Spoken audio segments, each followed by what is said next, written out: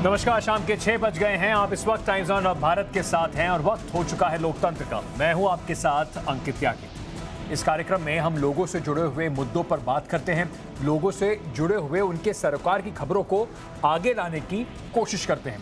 आज हम किन मुद्दों पर आपका जो ध्यान है खींचना चाहते हैं, सबसे पहले आपको बताते हैं कि आज की 2 बड़ी खबरें जिस पर हम बात करेंगे। सबसे पहली बात बिजली संकट से जुड़ी हुई है। हर घर के लिए बहुत जरूरी है बिजली। बार बार नेता आपको कहते हैं फ्री बिजली ले लीजिए, 24 घंटे बिजली दे देंगे। बिजली को लेकर राजनीति बहुत होती है और उस पर एक संकट जो है इस समय मंडरा रहा है। हिंदुस्तान में कोयले की जो तलाश है उसको लेकर आपके लिए एक विशेष खबर लेकर आएंगे और साथ ही साथ बात करेंगे आर्यन खान की, जो आज भी जिनको बेल नहीं मिल सकी, मतलब अभी भी वो जेल में है। शाहरुख खान के बेटे जिनको एनसीबी ने कुछ दिन पहले गिरफ्तार किया था ड्रग्स से जुड़े हुए एक पार्टी के मामले में। बार बार अब इस पे भी राजनीति हो रही है और आरोप लग रहा है क्योंकि वो एक बड़े बाप के बेटे हैं, इस वजह से उनके साथ इस तरह का व्यवहार हो रहा है। क्या वो इस पूरी घटना में शिकार हैं या अपनी गलती का खामियाजा भुगत रहे हैं, इस पर करेंगे बात। सबसे पहले इस वक्त की 6 बड़ी खबरें। जम्मू कश्मीर के पुंछ में आतंकवादियों से मुठभेड़ में 1 जेसीओ और 4 जवान शहीद। मुठभेड़ में एक आतंकवादी भी ढेर। महबूबा मुफ्ती ने सुरक्षा बलों पर उठाए सवाल, कहा जब कोई इनकी गोली से मारा जाता है तो ठीक, आतंकियों की गोली से कोई मरता है तो गलत। मेरे हिसाब से दोनों बातें गलत हैं। शाहरुख खान के बेटे आर्यन खान को आज भी नहीं मिल सकी राहत। जमानत याचिका पर बुधवार तक सुनवाई टली। एनसीबी के जवाब न दाखिल करने की वजह से टला मामला। कोर्ट ने आशीष मिश्रा को 3 दिन की पुलिस रिमांड पर भेजा। 12 से 15 अक्टूबर तक रिमांड। लखीमपुर में सुरक्षा के पुख्ता इंतजाम। महाराष्ट्र बंद में लोगों को भारी परेशानी। ठाणे और चंद्रपुर में एनसीपी कार्यकर्ताओं ने की गुंडागर्दी। विक्रोली में सड़क पर आगजनी।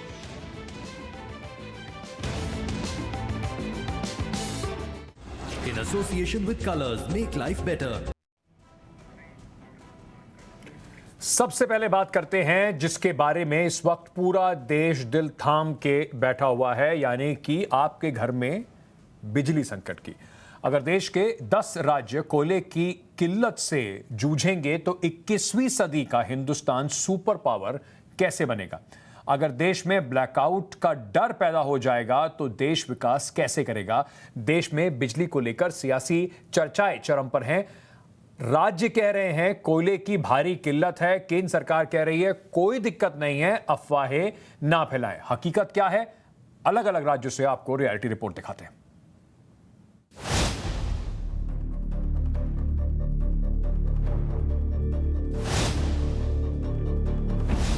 नेशनल पावर पोर्टल के आंकड़ों के मुताबिक देश में 110 पावर प्लांट में से 16 ऐसे हैं जिनका स्टॉक खत्म हो चुका है। वहीं 30 प्लांट्स के पास 1 दिन, 18 के पास 2 दिन, 19 के पास 3 दिन, 9 के पास 4 दिन, 6 के पास 5 दिन और 10 प्लांट्स के पास महज 6 दिन का कोयले का स्टॉक है। जबकि 2 प्लांट्स ऐसे हैं जिनके पास 7 और 8 दिन का स्टॉक है। देश में कोयले से चलने वाले सभी पावर प्लांट्स को कम से कम 20 दिनों तक कोयला भंडार रखना होता है, लेकिन सितंबर अक्टूबर में सभी पावर प्लांट्स के पास कोयले का भंडार घटकर चंद दिनों का रह गया है। जिसको जितने बिजली की जरूरत है उतनी बिजली मिलेगी। हम मॉनिटर कर रहे हैं ना। ये हमारे पास 4.5 दिन का कोल्ड स्टॉक है। ये स्टॉक है, रिजर्व है। जितना बिजली हम खपत करते हैं उतना हमको प्रतिदिन आता है कोयला खदान से। कल हमको 275 रेक आए, 1.53 मिलियन टन्स, और कुल मिलाकर करके हमारा कैप्टिव माइंस वगैरह मिलाकर करके 1.75 मिलियन टन्स। सरकार कह रही है कि देश में कोयले का क्राइसिस नहीं है, लेकिन राज्य सरकारें ब्लैकआउट का खतरा बता रही हैं। सरकार कह रही है कि पर्याप्त कोयला मौजूद है, लेकिन राज्य सरकारों ने कोयला आपूर्ति को लेकर रेड फ्लैग रेज कर दिया है। राजस्थान, तमिलनाडु, झारखंड, बिहार, आंध्र प्रदेश, ओडिशा और महाराष्ट्र ये वो राज्य हैं जिनकी सरकारों ने कोयले की कमी से बिजली उत्पादन में कमी की शिकायत केंद्र सरकार से की है। पूरी कोशिश कर रहे हैं केंद्र सरकार के साथ मिलके। हम नहीं चाहते कि किसी भी तरह की आपात स्थिति पैदा हो। पूरे देश के अंदर इस टाइम स्थिति काफी नाजुक है। कई सारे मुख्यमंत्री केंद्र सरकार को लिख चुके हैं इस बारे में। जितना यहाँ का रिक्वायरमेंट है और जो पहले आपूर्ति होती थी उस हिसाब से या तो जो एनटीपीसी से मिलता था या फिर अनेक प्राइवेट कंपनियों से लेते थे, तो इन सब लोगों से जितनी आपूर्ति का प्रावधान था वो आपूर्ति नहीं हो पा रही थी। इसके चलते समस्या आई। तो अभी इन लोगों ने बाकी अन्य जगहों पर जहाँ से बिजली ज़्यादा दाम में उपलब्ध हो रही है वहाँ से खरीद करके अब करीब करीब जो आवश्यकता है उसके मुताबिक करने की स्थिति में जा रहे हैं। अभी जो स्टॉक हमने बताया कि हम पे 2.5 लाख मेट्रिक टन कोयला है स्टॉक। निश्चित रूप से कोयले की कमी है, ये राष्ट्रीय स्तर पे है, पर हमने कहा कि अन्य प्रदेशों की अपेक्षा मध्य प्रदेश बेहतर है। आने वाले दिनों में स्थिति बिगड़ सकती है। नहीं, क्यों बिगड़ सकती है? आप ये अरे कोयला, अब बाई चांस एक्सीडेंटल घटना की क्यों कल्पना कर रहे हो? अच्छा क्यों कल्पना नहीं कर रहे हो कि हमें ज्यादा कोयला मिलेगा? केंद्र सरकार से डिमांड भेजी आपने। अब बिल्कुल हम एडवांस दे रहे हैं। इस वक्त कोल इंडिया के पास 400 लाख टन कोयले का स्टॉक है। इससे वो 24 दिन तक आपूर्ति कर सकता है। आंकड़े बताते हैं कि 2 साल में कोल इंडिया का कोयला उत्पादन 106.7 लाख टन गिरा है। सितंबर 2021 से 2022 तक कंपनी ने 2600.7 लाख टन उत्पादन किया, जबकि लक्ष्य 2874.2 लाख टन था। यानी वर्तमान में भी कोल इंडिया अपने लक्ष्य से 267.5 लाख टन पीछे है। एक तरफ आंकड़े कुछ और कह रहे हैं, लेकिन केंद्र सरकार कह रही है कि देश में बिजली आपूर्ति में सुधार हुआ है। यह भी अच्छी बात है कि हमारा डिमांड बढ़ रहा है और ये खुशी की बात है, इसलिए कि मेरा इकोनॉमी ग्रो कर रहा है। दूसरा कारण यह है कि 2,82,00,000 नए कंज्यूमर्स हमने जोड़ा सौभाग्य के अंतर्गत। वो लोग पंखा खरीद रहे हैं, कूलर खरीद रहे हैं, एटसेट्रा। ये बात। तीसरा कारण यह है कि हमने अपना इंपोर्ट बिल्कुल कम कर दिया, नहीं के बराबर कर दिया। ये 3 कारण है, लेकिन उसके बाद भी हम मैनेज कर रहे हैं। ये डिमांड लेकिन बढ़ेगा, अभी बढ़ रहा है और बढ़ेगा। तो इसके लिए और कोल का प्रोडक्शन हमें करना होगा और उसके लिए हम प्रयत्नरत हैं, लेकिन अभी तो हम मैनेज कर रहे हैं। अब ऐसे में सवाल उठता है कि जब सरकार खुद कह रही है कि देश में कोयले का संकट नहीं है, तो फिर थर्मल पावर प्लांट बंद क्यों हो रहे हैं? महाराष्ट्र में 13 पावर प्लांट्स बंद हो चुके हैं। पंजाब में 7 थर्मल पावर प्लांट्स बंद हैं। केरल में कुछ प्लांट्स के बंद होने की खबरें हैं। महाराष्ट्र इलेक्ट्रिसिटी बोर्ड ने सुबह 6 से 10 बजे तक और शाम 6 से रात 10 बजे तक बिजली का कम से कम इस्तेमाल करने की अपील की है। इसी तरह पंजाब में भी बिजली का संकट पैदा हो गया है और वहां 13 अक्टूबर तक हर दिन 3 घंटे की बिजली कटौती रहेगी। दिल्ली के डिप्टी सीएम मनीष सिसोदिया ने बताया कि दिल्ली में अगर 24 घंटे का स्टॉक बचा तो हमें भी पावर कट प्लान करना पड़ेगा। अगर हम प्रोडक्शन की बात करें तो राजस्थान में 12,600 मेगावाट से भी ज़्यादा बिजली उत्पादन होना चाहिए, लेकिन सिर्फ 8,500 मेगावाट के आसपास बिजली उत्पादन हो रहा है। ऐसे में सप्लाई प्रॉपर हो, इसके लिए तकरीबन 4,000 मेगावाट की और ज़रूरत है। कारण ये है कि यहाँ पर 11 रैक कोयले की मिलनी चाहिए थी, जो सिर्फ 6 से 7 पर आकर टिक गई है, जिसके चलते लगभग 6 से 7 यूनिट बंद हैं। दिल्ली के ऊर्जा मंत्री सत्येंद्र जैन ये बात कह रहे हैं कि एनटीपीसी से दिल्ली सरकार को करीब 4,000 मेगावाट बिजली मिलती है। अब उसकी कैपेसिटी लगभग आधी हो चुकी है, यानी कि करीब 2,000 मेगावाट बिजली अब दिल्ली को मिल पा रही है। और वो सिर्फ इसलिए हो रहा है क्योंकि कोयले की कमी है और इसी वजह से जो बिजली उत्पादन की क्षमता है वो कम कर दी गई है और दिल्ली को अब बिजली कम मिल रही है। दक्षिण भारत में भी कोयले की वजह से बिजली संकट पैदा हो गई है। ब्लैकआउट का खतरा पैदा हो गया है। आंध्र प्रदेश में 70,000 टन कोयले की तुलना में आपूर्ति सिर्फ 40,000 टन की हो रही है। पिछले सप्ताह कोयले की कमी की वजह से 3 पावर स्टेशंस को बंद करना पड़ा। फिलहाल आंध्र प्रदेश के पास सिर्फ 2 दिन का स्टॉक बचा है। केरल में शाम के समय, जिसे पीक आवर्स कहा जाता है, उस दौरान 120 से 200 मेगावाट बिजली की शॉर्टेज हो रही है। अधिकारियों के मुताबिक मौजूदा स्टॉक से फिलहाल आपूर्ति संभव है, लेकिन अगर यह दिक्कत लंबे समय तक चली तो सरकार को कुछ सख्त कदम उठाने पर मजबूर होना पड़ेगा। आंकड़े बार बार इस ओर इशारा कर रहे हैं कि कई राज्यों में ऊर्जा संकट तो है और कई राज्यों में संकट मुंह बाएं खड़ी है। बिहार को जो 4500 मेगावाट बिजली की जरूरत हर रोज होती है, उस लिहाज से बिहार को अभी एनटीपीसी से सिर्फ 3,000 मेगावाट बिजली ही मिल रही है। और खुद मुख्यमंत्री ने इस बात को कहा है कि जो बिजली की आपूर्ति बिहार को जितनी होनी चाहिए उतनी नहीं हो रही है और 3,000 मेगावाट बिजली ही अभी दी जा रही है। बाकी का जो 1,000 मेगावाट बिजली है वो राज्य सरकार बढ़े कीमतों पर, यानी 20 रुपये, लगभग 20 रुपये प्रति यूनिट के हिसाब से वो बिजली राज्य सरकार खरीद रही है और वो लोगों को दिया जा रहा है। कोयले की कमी से बिजली की आपूर्ति का संकट देश के तमाम हिस्सों के साथ साथ उत्तर प्रदेश में भी गहराता जा रहा है। हालांकि उत्तर प्रदेश के ऊर्जा मंत्री साफ तौर पर नहीं बता रहे हैं कि दरअसल कितनी आपूर्ति का संकट है या कोयला कितने दिनों का बाकी है, लेकिन ये जरूर कहा जा रहा है सूत्रों के मुताबिक कि 2 से 3 दिन का कोयला ही इस वक्त बिजली कंपनियों के पास मौजूद है और अभी ही कम से कम 4 से 6 बिजली उत्पादन संयंत्र बंद हो चुके हैं, जिसमें रोजा शामिल है, हरदुआगंज शामिल है, परीक्षा शामिल है। ऐसे तमाम दूसरे संयंत्र बंद पड़े हैं, ठप पड़े हैं, क्योंकि कोयले की आपूर्ति पूरी नहीं की जा पा रही है। POSOCO यानी power system operation corporation limited के आंकड़ों के मुताबिक अक्टूबर में 7 दिनों में पावर सप्लाई में 11.2% की कमी दर्ज की गई है। झारखंड में बिजली की 18 से 24% की कमी दर्ज की गई, बिहार में 6% और राजस्थान में 17% कमी आई है। ऐसे में सवाल यह है कि ऐसी स्थिति बनी क्यों? क्या कोल इंडिया पर्याप्त आपूर्ति नहीं कर पा रहा है? अगर ऐसी स्थिति पैदा हो भी रही है तो इसे रोकने के लिए क्या कदम उठाने जरूरी है? विजेंद्र गुप्ता इस वक्त भारतीय जनता पार्टी के स्पोक्सपर्सन है, हमारे साथ जुड़ रहे हैं। आतिशी मारलेना है हमारे साथ, जो आम आदमी पार्टी से हैं, विधायक हैं दिल्ली में, वो भी हमारे साथ इस वक्त जुड़ रही हैं। आप दोनों का बहुत बहुत शुक्रिया। विजेंद्र जी, आप केंद्र मंत्री कह रहे हैं कोई दिक्कत नहीं है, किल्लत नहीं है, सब कुछ ठीक ठाक है, हम सब मैनेज कर लेंगे। मीटिंग पे मीटिंग हो रही है, भारतीय जनता पार्टी शासित राज्यों के मंत्री आके कह रहे हैं कि कोयले की देखिए दिक्कत हो रही है, प्रोडक्शन कम हो रहा है, और दिल्ली के अगर मंत्री ये बात कहते हैं तो आप कहते हैं अफवाह फैला रहे हैं। मुझे समझ में नहीं आ रहा कि प्रॉब्लम हुई कहाँ है। प्रॉब्लम तो बताइए।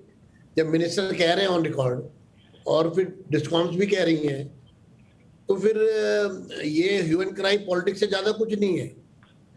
और ये पॉलिटिक्स प्ले करना हर चीज में, ये मुझे लगता है कि नॉन सीरियसनेस दिखाता है गवर्नमेंट का। सवाल तो ये है कि या तो प्रॉब्लम सामने आई हो या कुछ हुआ हो सकता है ऐसा हो जाएगा। सर, स्टॉक कम दिखाई पड़ रहे हैं, ये तो भारतीय जनता पार्टी शासित राज्यों के मंत्री आके कह रहे हैं कि हमें दिक्कत हो रही है।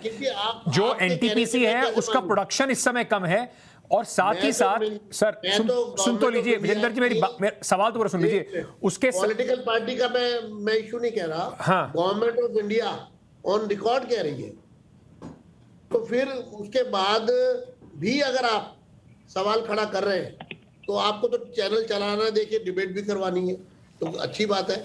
नहीं तो आंकड़े तो गवर्नमेंट ऑफ इंडिया अगर कोई मंत्री कुछ बात कहते हैं तो उसे आंख बंद करके मान लेना चाहिए क्या सर? नहीं, आप मत मानिए, आपको चैनल चलाना है। नहीं, हमें चैनल नहीं चलाना विजेंद्र जी, आपकी तरह। विजेंद्र जी, सिर्फ आपकी तरह हमारा काम सिर्फ बातें बनाने का नहीं है सर, हमारा काम लोगों को सच्चाई दिखाने का है। यहाँ पर एनटीपीसी, कोल इंडिया, सबके जो आंकड़े हैं वो सीधा सीधा बता रहे हैं कि इस समय देश के अंदर कोयले की किल्लत है। तो अगर सरकार आंख बंद कर लेगी तो हम भी आंख बंद करके बैठ जाए। इतना बता सकता हूँ, इशू दिल्ली से उठा है, दिल्ली का मैं रहने वाला हूं, दिल्ली की व्यवस्था को मैं जानता हूं। आगे आप जो आंकड़े ला रहे हैं, बता रहे हैं, उसकी मेरे को जानकारी नहीं है। ठीक है आतिशी जी, कितने गलत है। आतिशी जी अफवाह फैला के डराने की कोशिश कर रहे हैं, ह्यू एंड क्राई की राजनीति बता रहे हैं। विजेंद्र गुप्ता जी कह रहे हैं बताइए कुछ दिक्कत हुई नहीं, हो जाएगा, डर पैदा कर रहे हैं आप जनता में। क्या होता है जब सरकार कह रही है, या तो सरकार उसमें कहती कि प्रॉब्लम आ गई है या आ जाएगी। सुन तो लीजिए विजेंद्र जी, आपने बोल दिया वो अपनी बात, अब आतिशी जी की बात सुन लेते हैं। जी अंकित जी, देखिए, हमें किसी भी ऐसे नेचुरल रिसोर्स पे जिसपे पूरे दिल्ली के लोग रिलाय करते हैं या किसी भी देश के हिस्से में रहने वाले लोग जब रिलाय करते हैं, आपकी और हमारी जिंदगी रुक जाएगी अगर पावर प्रोडक्शन बंद हो जाएगी।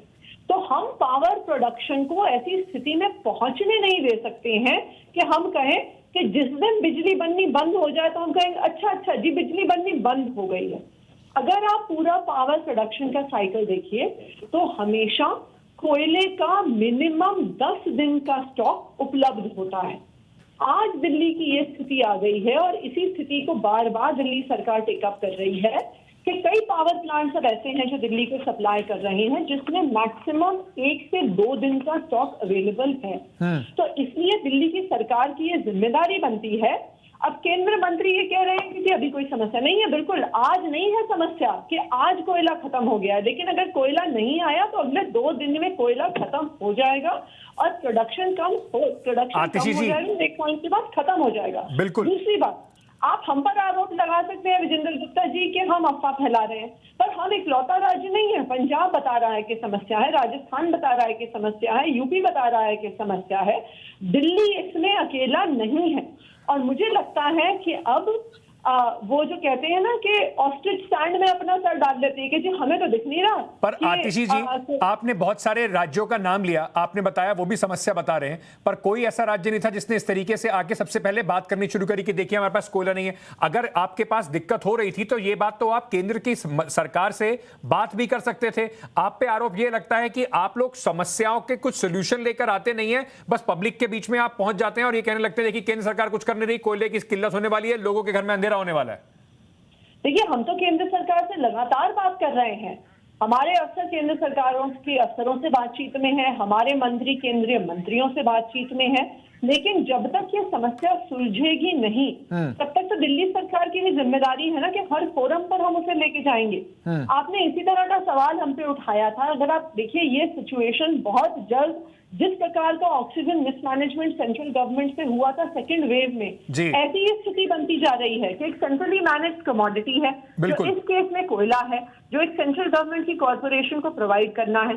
उस कमोडिटी के आधार पे बाकी स्टेट्स को अपनी पॉलिसीज बनानी है। ठीक है। जिस तरह से सेकेंड वेव में केंद्र सरकार समय से ऑक्सीजन नहीं पहुंचा पा रही थी, ऐसा लग रहा है कोयला नहीं पहुंचा पा रही। जल्दी से इन्होंने हम पे आरोप लगाया था कि हम हायतौबा मचा रहे हैं, इतना शोर क्यों मचा रहे हैं, लेकिन फाइनली दिल्ली सरकार की बात पे कोर्ट ने मोहर लगवाई और सेंट्रल गवर्नमेंट को कहा कि प्रोवाइड करना टाइम से आपकी जिम्मेदारी है। और कोर्ट ने कुछ बातें दिल्ली सरकार के लिए भी कही थी कि अगर आपसे मैनेज नहीं हो तो हमें बता दीजिएगा। लेकिन मैं इस वक्त विजेंद्र गुप्ता जी, एक बड़ी खबर आ रही है, क्योंकि आप कह रहे थे कोई समस्या नहीं है। देखिए, सरकार ने कह दिया समस्या नहीं है। अगर समस्या नहीं है तो ब्रेकिंग न्यूज जो हम इस समय अपने दर्शकों को बता रहे हैं, बिजली संकट से निपटने के लिए एक अहम फैसला लिया है प्रधानमंत्री नरेंद्र मोदी की सरकार ने। 3 मंत्रालयों की क्राइसिस ग्रुप मैनेजमेंट मीट एक बनाया गया है, जो कोयला, रेलवे और ऊर्जा मंत्रालय का जो ग्रुप है उसको, तीनों मंत्रालय के अधिकारियों को इस ग्रुप में शामिल किया गया है। इन लोगों की जिम्मेदारी होगी कि जिस तरीके से अभी तक बात हो रही थी कि ट्रांसपोर्टेशन नहीं हो पा रहा है, कहां पर कमी है, कहां पर चूक है, उसको देखकर ये जो संकट है इससे निपटा जाए। विजेंद्र जी, सरकार कह रही है देखिए हम ग्रुप बना रहे हैं क्राइसिस मैनेजमेंट के लिए, तो कुछ क्राइसिस होगी तभी तो मैनेजमेंट हो रहा है, या इस बात से सरकार अब तक अनभिज्ञ थी कि जब तक ऑपोजिशन के राज्य कुछ बात नहीं करेंगे तब तक हम इसके बारे में बात ही नहीं करेंगे, कोई प्लानिंग ही नहीं करेंगे, किसी को बताएंगे ही नहीं? सरकार ने जब स्टेटमेंट दे दिया मंत्री ने कि कोई किल्लत नहीं है, कोई दिक्कत नहीं आएगी, तो इसका मतलब ये है कि सरकार जो है पूरे मैटर को प्रॉपरली हैंडल कर रही है और एश्योर कर रही है। ये खुशी की बात है और इसके लिए मैं सरकार का, केंद्र सरकार का बहुत अभिनंदन करता हूं। लेकिन आप ये कहना कि ऐसा हो गया वैसा हो गया, जबकि कोयला मंत्री ने साफ रूप से कहा है कि ऐसी कोई किल्लत नहीं है। 4 दिन का स्टॉक ऑलरेडी है, 400 लाख टन जो है स्टॉक जो है उसका भंडारण है, कोल इंडिया ने कहा है। तो फिर उसके बाद जब गवर्नमेंट ऑन रिकॉर्ड कह रही है, तो अगर गवर्नमेंट ऑन रिकॉर्ड कह रही है उसको ही आप गलत बताएंगे तो डिबेट कर लीजिए फिर। सर, मैं तो गलत बता ही नहीं रहा हूं, मैं तो कह रहा हूं कि आपका जो सरकार का खुद का स्टैंडर्ड 10 दिन का है, आप खुद मान रहे हैं 4 दिन का रह गया है, तो इसका मतलब कहीं ना कहीं कोई परेशानी थी ना। तो सरकार को ऐसी स्थिति में देश को लाने ही क्यों दिया कि आपके पास सिर्फ 4 दिन का बचा है? लोगों की धड़कनें बढ़ा के क्या मिलेगा सर सरकार को? क्या 4 दिन का होता है? पानी हो, कोयला हो, उसको आप स्टोर केंद्र सरकार के ही नॉर्म्स है कि 10 दिन का स्टॉक पावर प्लांट के पास होना चाहिए। ये हमारे नॉर्म्स नहीं है, ये सेंट्रल गवर्नमेंट के नॉर्म्स हैं। एक सिस्टम है, उस सिस्टम को आप इस छोटे 10 मिनट में डिबेट में डिस्कस नहीं कर सकते। लेकिन हाँ, इसको कर सकते हैं। कहता है कि 10 दिन का स्टॉक उपलब्ध होने की जरूरत है, तो फिर अगर 10 दिन का स्टॉक नहीं है तो क्या राज्य सरकार ने उस मुद्दे को उठाएंगी नहीं? क्या हमारी जिम्मेदारी नहीं है क्या केंद्र सरकार को कहें कि स्टॉक उपलब्ध कराएं? और आप कह रहे हैं कि हम अफवाह फैला रहे हैं। केंद्र सरकार खुद एक क्राइसिस मैनेजमेंट ग्रुप बना रही है, तो विजेंद्र गुप्ता जी, केंद्र सरकार भी मान रही है कि क्राइसिस है। आपका काम है पैनिक क्रिएट करना, जनता को गुमराह करना, झूठ बोलना। आतिशी पैनिक पहुंचाना, तो आप कोयला पहुंचाइए। नहीं, आप दोनों एक दूसरे के काम तो बता रहे हैं, लेकिन किसका क्या काम है वो शायद पूरी तरीके से हो नहीं पा रहा है। आतिशी जी, मैं आपसे पूछना चाहता हूं, क्या इस तरीके की जो समस्याएं दिल्ली में आती रहती हैं, चाहे वो ऑक्सीजन को लेकर हो, अब कोयले को लेकर जो बात हो रही है, क्या अभी तक इतने साल सत्ता में रहने के बाद भी आम आदमी पार्टी केंद्र सरकार के साथ एक वर्किंग रिलेशनशिप भी नहीं बना पाई है कि आपको जाके हाय तौबा ना मचानी पड़े, ये चीजें आराम से सॉल्व हो जाए? अंकित जी, समस्या क्या है कि ये जो मुद्दे हैं ये सिर्फ दिल्ली अकेले के नहीं है। ये समस्या यूपी भी फेस कर रहा है, राजस्थान फेस कर रहा है, दिल्ली फेस कर रहा है, पंजाब फेस कर रहा है। दिल्ली में लेकिन क्योंकि हमारी बहुत सक्रिय सरकार है, दिल्ली ने सबसे पहले इस मुद्दे को पहचाना और सबसे पहले इस मुद्दे को उठाया कि अब कोयले की कमी हो रही है, 10 दिन का कोयला होना चाहिए, लेकिन अब हमारे पास 2 दिन का स्टॉक पड़ा है। ये भी नियम के 10 दिन का कोयला होना चाहिए, ये सेंट्रल गवर्नमेंट नॉर्म्स हैं। आज विजेंद्र जी जो भी कहें, लेकिन जब एक सरकार के पास 10 दिन से कम कोयला है तो उस सरकार को परेशान होना चाहिए। और अगर और भी राज्य हैं, हो सकता है कि उन राज्यों को डर हो कि बीजेपी की सरकार है तो हमारे नंबर कट जाएंगे इनके सेंट्रल गवर्नमेंट के साथ। हमें अमित शाह जी, जेपी नड्डा जी फोन करके डांट देंगे कि जी आप इस मुद्दे को क्यों उठा रहे हो। अब देखिए, आप लोग इस पे डांट खाएं या राजनीति करें, जनता को सभी पॉलिटिकल पार्टीज ये प्रॉमिस करती हैं कि जो बिजली है वो 24 घंटे पर्याप्त तरीके से दी जाएगी। कई मतलब जैसे आम आदमी पार्टी है और बीजेपी ने भी कई जगह पर जाके फ्री बिजली का भी प्रॉमिस किया। देश अब सिर्फ ये देख रहा है कि 21वीं सदी में जब हम सुपर पावर बनने की बात करते हैं तो कम से कम इस तरीके की जो क्राइसिस है उसको पहले ही मैनेज किया जाए, इस हद तक ना आने दिया जाए कि लोग बेचारे परेशान होकर घंटे और दिन गिनने शुरू कर दें। बहुत बहुत शुक्रिया आतिशी जी, विजेंद्र जी, आपको हमसे जुड़ने के लिए। उम्मीद कर रहे हैं कि कहीं ना कहीं एक वर्किंग रिलेशनशिप आप में और केंद्र सरकार में आम आदमी पार्टी और बीजेपी में बन पाएगा, क्योंकि आपकी राजनीति से अलग बहुत सारे लोग हैं जिन्हें बिजली अगर नहीं मिलेगी, ब्लैकआउट अगर हो जाएगा तो उनके लिए बहुत बड़ी समस्या पैदा हो जाएगी। चलिए अब आगे बात करते हैं। महाराष्ट्र में जो आज बंद हुआ, लखीमपुर खीरी में जो उत्तर प्रदेश में जो घटना हुई, उसके बाद आज महाराष्ट्र में 7 दिन हो गए उस बात को, पर आज लगा कि महाराष्ट्र में भी राजनीतिक दलों में थोड़ा जोश आया और उन्होंने भी लखीमपुर खीरी वाली जो घटना है उसको लेकर महाराष्ट्र में बंद का आज आह्वान किया हुआ था। इस बंद को बुलाया था महाराष्ट्र विकास महागठबंधन ने, मतलब राज्य की में जिसकी सरकार है, एनसीपी, कांग्रेस, शिवसेना मिलकर आज ये बंद का उन्होंने प्रायोजन किया था। आज शहर बंद कराने के लिए सड़क पर कई कार्यकर्ता उतरे। पहले आपको रिपोर्ट दिखाते हैं कि किस तरीके से बंद के कारण मुंबई और महाराष्ट्र के अलग अलग शहरों में हालात क्या थे।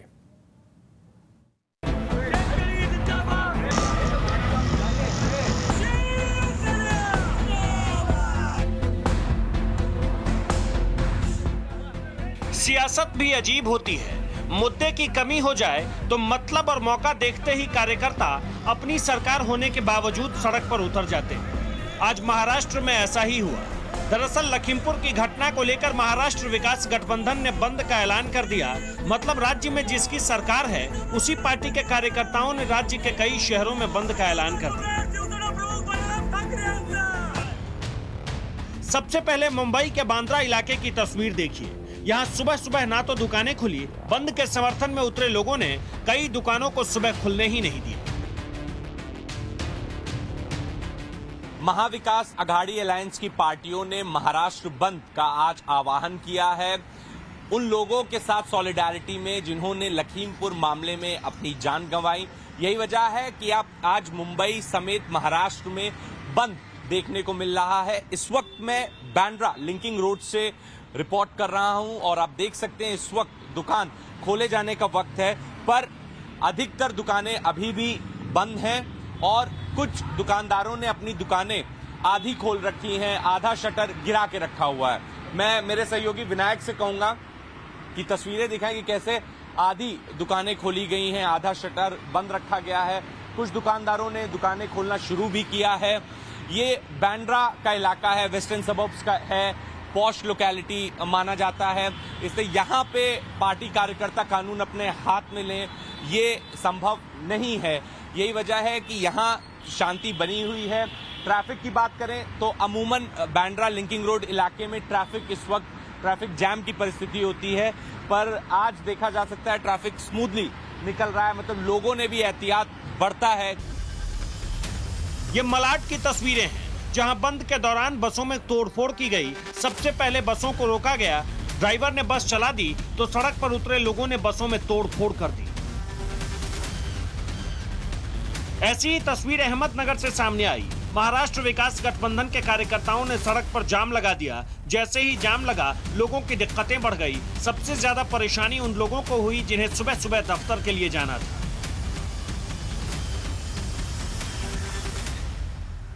लेकिन अहमदनगर शहर में महाविकास आघाड़ी की ओर से आप देख सकते हैं इस तरफ क्या रास्ता रोको आंदोलन किया गया। पिछले 1 घंटे से ये जो है तो ये शिवसेना कांग्रेस की ओर से रास्ता रोको आंदोलन किया गया। इस रास्ता रोको आंदोलन के चलते अहमदनगर शहर में जितने भी पब्लिक है, आम लोग हैं, उनको ट्रैफिक के परेशानी का काफ़ी सामना करना पड़ रहा है। आप इस साइड में देख सकते हैं कि जिस तरीके से ये रास्ता रोको आंदोलन चल रहा था, इस रास्ता रोको आंदोलन के चलते पिछले 2 घंटे से यहाँ पे गाड़ियों की लंबी लंबी कतार लगी है, लंबी लंबी लाइन लगी है।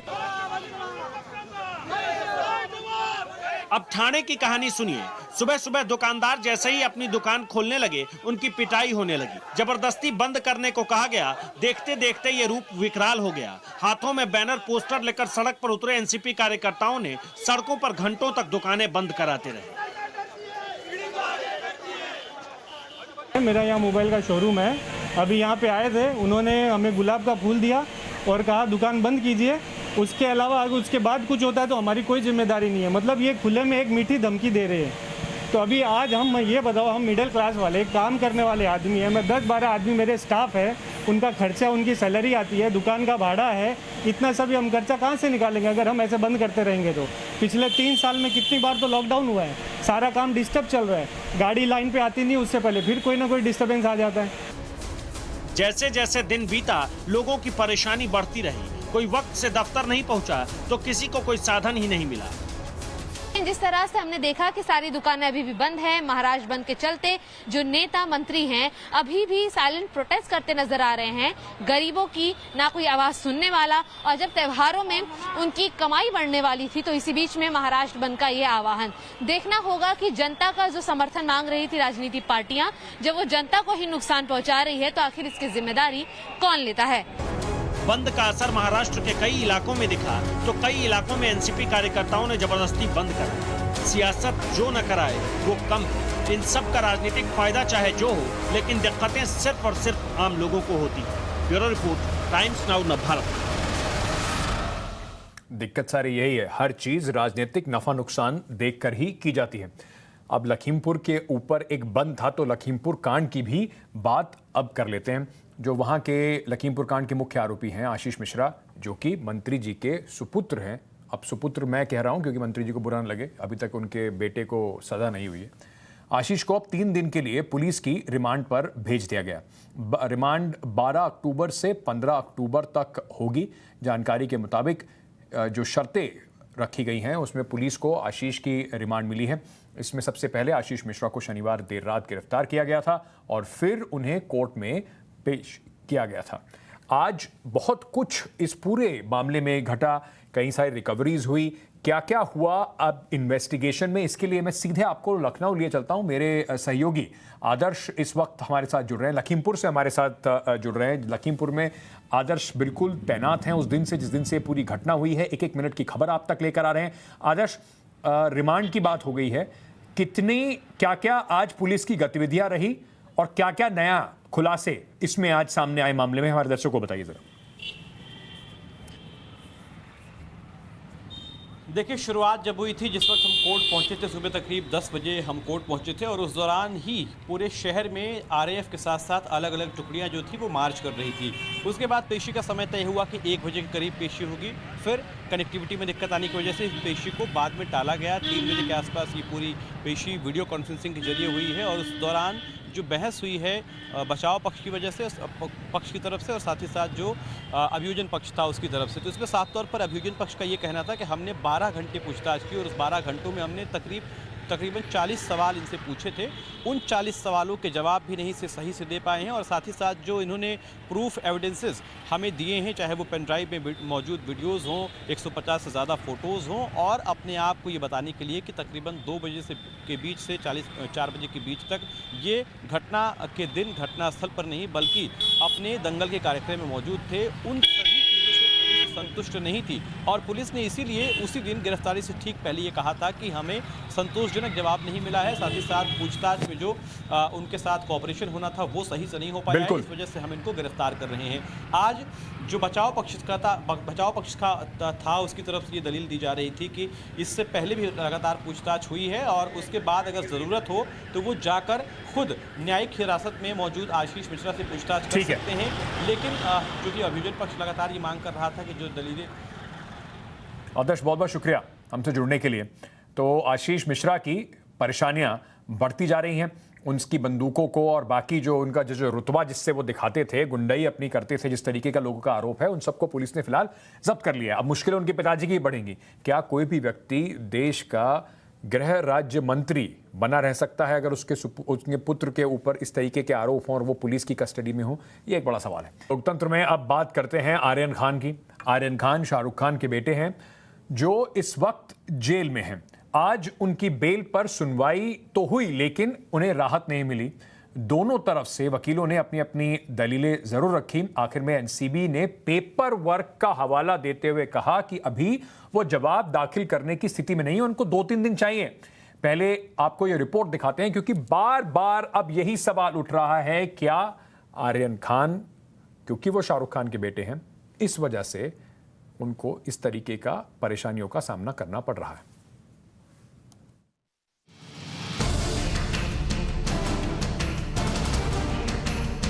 आर्यन खान को लेकर एक तरफ कोर्ट का फैसला आया तो दूसरी तरफ महबूबा मुफ्ती का ट्वीट।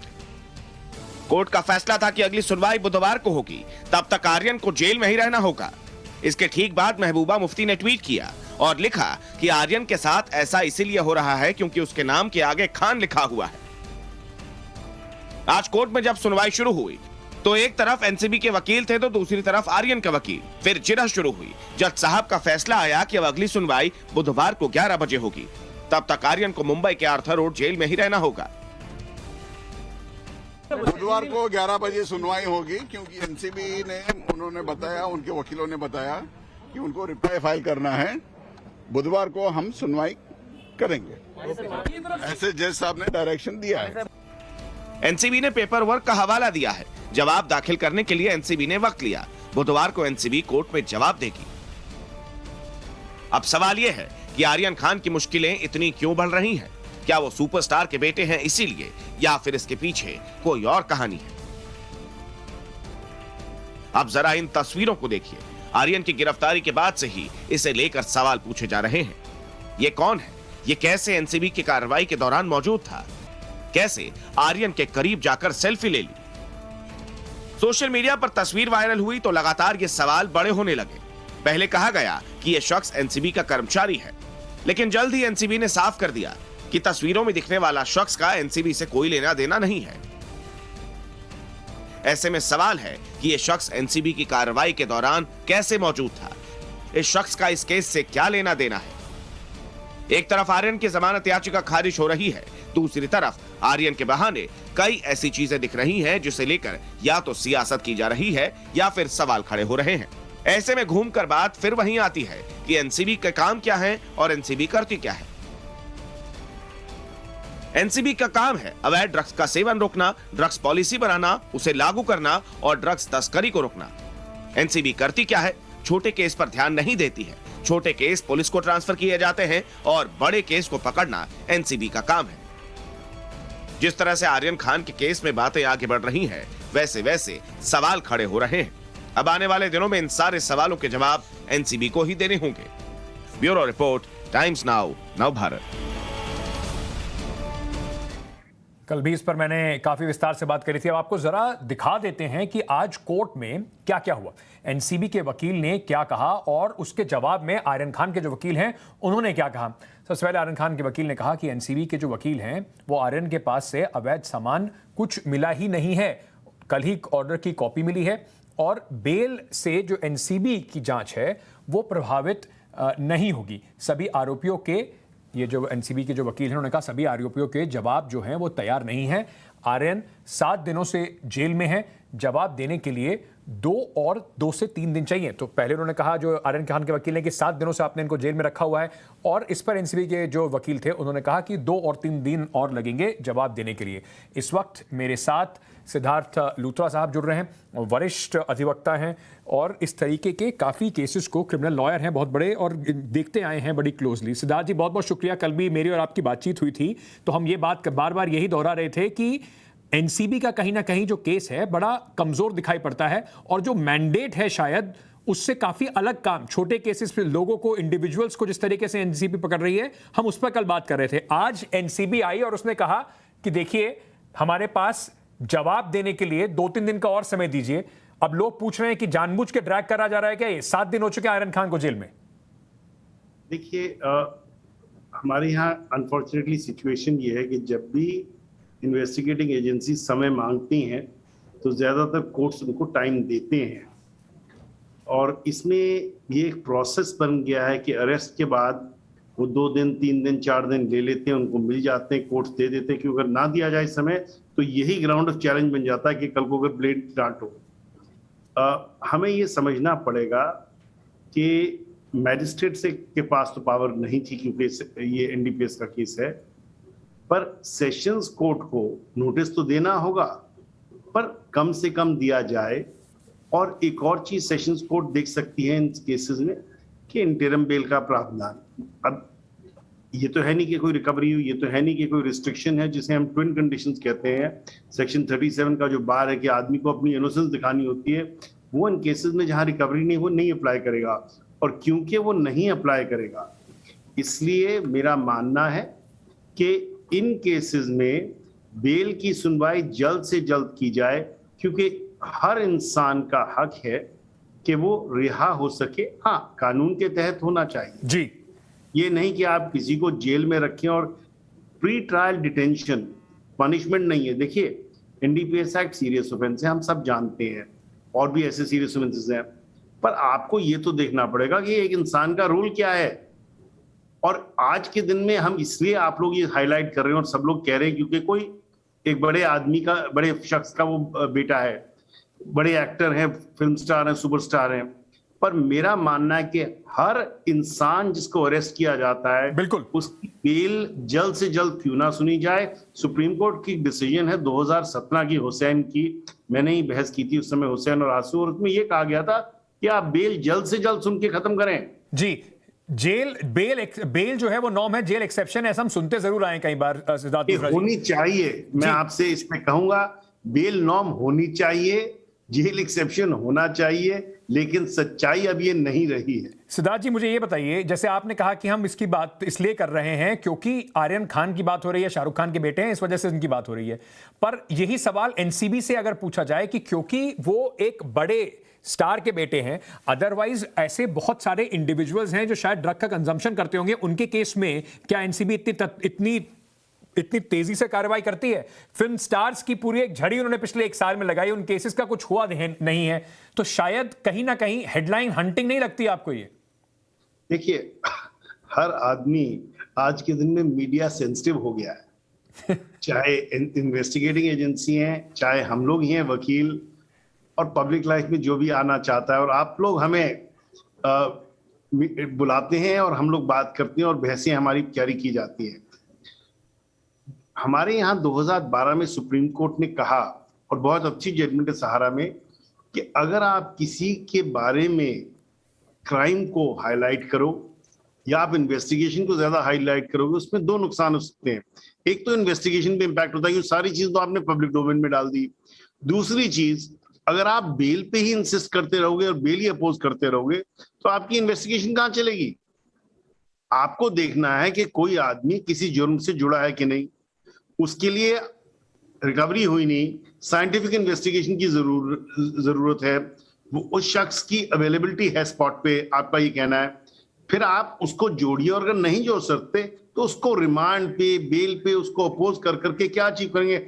आपको क्या, एनसीबी को क्या करना चाहिए? एनसीबी को देखना है कि अगर जो भी नेटवर्क है जी, जो भी मैन्युफैक्चरर और जो भी सप्लायर है, जो बिग डिस्ट्रीब्यूटर है, डीलर नहीं, डीलर को भी करना चाहिए बट डिस्ट्रीब्यूटर को पकड़े, क्योंकि ड्रग मेनेस एक ऐसी चीज है जिससे सख्ती होनी चाहिए, पर अगर किसी को आप यूजर कह के पकड़ोगे तो ये तो एनसीबी की जो सारा पैराफर्नेलिया वो हम वेस्ट कर रहे हैं, हमारी सोसाइटी का नुकसान करवा रहे हैं। जो आज का उनका रवैया रहा सर कोर्ट में, उन्होंने कहा कि 8 हमारे पास आरोपी हैं, सबके लिए अब हम कैसे बनाते रहें जवाब, तो हमें थोड़ा समय और दे दीजिए जवाब बनाने का। देखिए 8 आरोपी को अरेस्ट तो आपने किया, हमसे पूछ के तो नहीं किया था, ये तो आपका डिसीजन था। जस्टिफिकेशन क्या उनकी अरेस्ट का, ये तो पूछिए इनसे। आप अरेस्ट कर देती हो लोगों को जल्दी में, उसके बाद उसको जस्टिफाई करना पड़ता है और फिर आपको समय लेना पड़ता है। मीनवाइल जो शख्स है वो जेल में गल रहा है। और ये आपको एक चीज समझनी चाहिए, ये एनसीबी की प्रॉब्लम नहीं है, ये ज्यादातर इन्वेस्टिगेशन की है। हाँ, एक एक्सेप्शन जरूर है, सीबीआई में बहुत सारे केस में वो अरेस्ट नहीं करते, और सीबीआई एक एक्सेप्शनल एजेंसी है जो ये नहीं करती। बाकी एजेंसीज ईडी भी कर देती है, ज्यादातर अरेस्ट ही करती है। तो ये रवैया और ये तरीका हमारी इन्वेस्टिगेटिंग एजेंसीज को बदलना पड़ेगा, बिल्कुल साइंटिफिक इन्वेस्टिगेशन पे जाना पड़ेगा, और अरेस्ट की जस्टिफिकेशन ऐसे नहीं हो सकती। और इन सब के बीच में कोई व्यक्ति, अगर आर्यन खान ने वैसे तो अभी एनसीबी कह रही है कुछ बरामद नहीं हुआ, उनका इसीलिए मेडिकल टेस्ट भी नहीं करवाया गया, अगर आर्यन खान ड्रग्स ले भी रहे थे तो शायद एक तरीके से उनको रिहैबिलिटेशन में भेजने की जरूरत है, ना कि आर्थर रोड जेल में रख के, जहां पर कई बड़े जो गुनाह हैं उसके में जो लोग पकड़े जाते हैं वो वहां पर रहते हैं। बहुत बहुत शुक्रिया सिद्धार्थ लूथरा जी हमसे जुड़ने के लिए, अपनी बात हमें रखने के लिए, समझाने के लिए, क्लैरिटी देने के लिए कि प्रोसेस और प्रोसीजर क्या होते हैं। अब जाने से पहले मैं एक ऐसी खबर की बात करना चाहता हूं जो हम लोगों से बिल्कुल जुड़ी हुई है, लगातार लोकतंत्र पे हम उसको उठा भी रहे हैं। बात करते हैं महंगाई की, क्योंकि लगभग हर रोज, मैंने आपको याद है आपको बड़ा सारा डेटा दिखाया था, अब फिर उसमें जोड़ दूं एक और डेट और लिख दूं यही बात कि पेट्रोल और डीजल के दाम जो हैं वो फिर बढ़ गए। देश के ज्यादातर राज्यों में लोग 1 लीटर पेट्रोल का 100 रुपए से ज्यादा इस समय दे रहे हैं, भुगतान कर रहे हैं। आज फिर से पेट्रोल के दाम 30 पैसे प्रति लीटर बढ़े, जबकि डीजल के दाम 35 पैसे प्रति लीटर के हिसाब से बढ़ा दिए गए। इसके साथ ही पेट्रोल और डीजल की जो कीमत है वो अब एक नए रिकॉर्ड पर पहुंच गई है। रिकॉर्ड जो है वो रोज ही टूटते रहेंगे, क्योंकि शायद सरकार ने बिल्कुल बेलगाम छोड़ दिया है जहां तक कि पेट्रोल, डीजल और गैस जो है एलपीजी है उसके दाम की बात हो। बढ़ती महंगाई को लेकर लोगों का क्या कहना है, किस तरीके से उनकी जेब पर असर पड़ रहा है, आपको सुनाते हैं। पेट्रोल पे बढ़ तो रही हैं, अब नई गवर्नमेंट जो मोदी जी की गवर्नमेंट है उसमें उनकी पॉलिसीज हैं, कुछ सब्सिडी हटा दी है, इस वजह से पेट्रोल के रेट बढ़ते जा रहे हैं। सरकार तो आज 3 महीने से बढ़ा ही रही है, घटा कब रही है। असर तो सबको पड़ता है, किसको नहीं पड़ता है। जो पेट्रोल हम लोग को 100 रुपए में मिला करता था, अब आज वो पेट्रोल 116 रुपए आप देख रहे हैं, 116 रुपए तक पहुंच चुका है।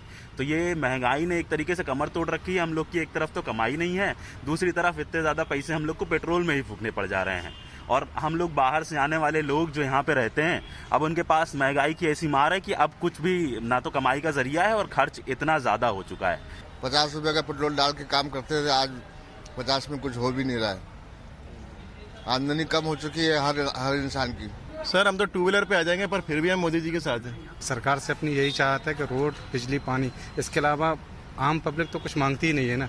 रोजगार तो सेकेंडरी है चलो, लेकिन कम से कम ये प्राइमरी हो जाए तो और चीज़ें भी ठीक हो सकती हैं, मेरा ऐसा मानना है। उन भाई साहब की हिम्मत की दाद देनी पड़ेगी। मोदी जी के सच्चे भक्त हैं, 2 व्हीलर पे आ जाएंगे, सड़क पे आ जाएंगे, पर मोदी जी का साथ देंगे। चलिए साहब आप साथ दीजिए, बहुत सारे लोगों की जेब में छेद हो गया है मोदी जी का साथ देते देते। बहुत बहुत शुक्रिया लोकतंत्र में हमसे जुड़ने के लिए। कल फिर आपके सामने पहुंचेंगे, फिर आपसे जुड़ी हुई कई मुद्दों पर बात करेंगे और बड़े बड़े लोगों से सवाल भी करेंगे, क्योंकि हमें सबसे ज़्यादा आपकी फिक्र है।